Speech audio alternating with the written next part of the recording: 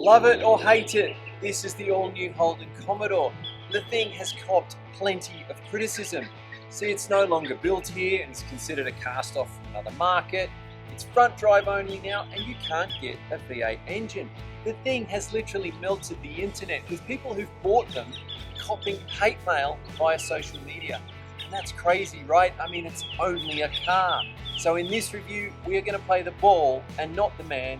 We're going to tell you what the Commodore RS is like to drive, what the interior is like, and how big the boot is. The story of this new Commodore is well known. It started life as an Opel and became the new Commodore when GM decided to stop building cars here. There are several variants available, a liftback, a wagon and a slightly higher riding wagon called the Tourer. Our test car is a Commodore RS, which is the entry to the sportier Commodores. It gets a 2-litre turbocharged 4-cylinder petrol engine, which makes 191 kilowatts and 350 newton meters of torque. This is mated to a 9-speed automatic transmission and fuel consumption is around 7.6 litres per 100 kilometres. The 2-litre turbocharged engine might not have the cachet of a V8, but it is easily the pick of the engines in the Commodore range.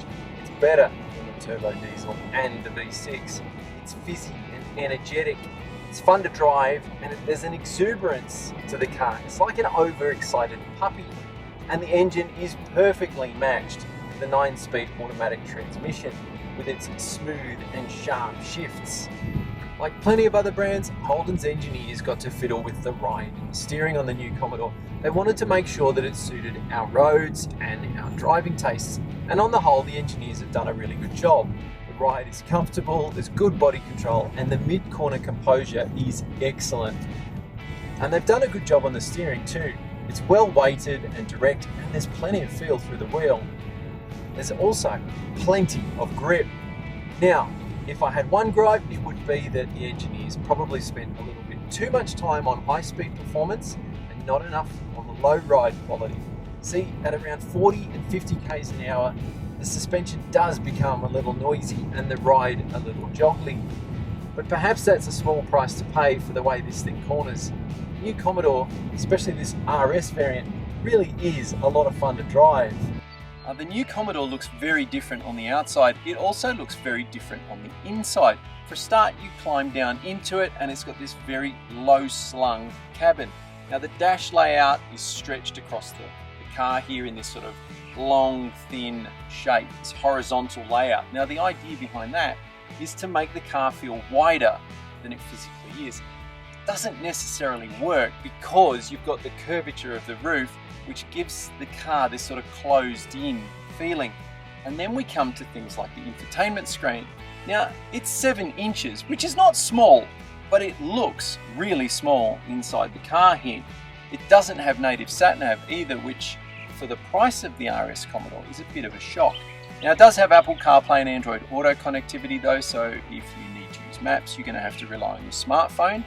And there is enough storage in the front of the Commodore. So you've got cup holders here at the base of the dashboard, you've got another little storage bin just here, you've got your center console, you've got your glove box over there, you've got some door bins here which will take a 500ml water bottle, and you've even got somewhere for your sunglasses on the roof. Now you get a cloth interior in the Commodore RS. The driver gets powered front seat though, but the passenger side is manual adjust only. However, both seats you can extend the seat base, which for those of us with longer legs is a nice touch. Now the back seat in the new Commodore is a lot smaller than the back seat of the old Australian built Commodore. Look, legroom is okay, headroom is okay, but it is a very cramped back seat. You're certainly not going to get 3 adults across the back of the car. However, you do get directional rear air vents in this RS version. You also get twin USB charging outlets, and the backrest folds down as an armrest with twin cup holders. There have been a whole heap of changes with this new Commodore, not the least of which is the fact it's no longer a sedan, it's a liftback. And that has advantages because unlike a sedan where only the back section of the boot is opening and closing, with a liftback, the whole thing lifts up, which makes loading and unloading a lot easier. And if I just grab my trusty suitcase here, you can see I've got all this space to drop the suitcase into, stash it away in there. There's 490 litres of boot space, and this grows to 1,450 litres if you drop down the back seats. Fortunately, however, for those of you who are expecting a full-size spare under the boot floor, you're going to be a little disappointed. It's a space saver spare only. If you ignore the baggage that comes with the new Commodore, you'll find that it's actually quite a good car. Sure, it's not perfect, and we've explored some of its shortcomings today in this review, but it's not those shortcomings that are going to hold it back. Nope. Rather, it's the fact that traditional buyers of the Commodore and cars like it are now buying SUVs. However, if you have to buy a Commodore, well then my money would go towards this RS. I reckon it's the pick of the range. The 2-litre turbocharged engine is an absolute pearler. I think the thing is good to look at, and it's comfortable, and it's pretty well featured for the money.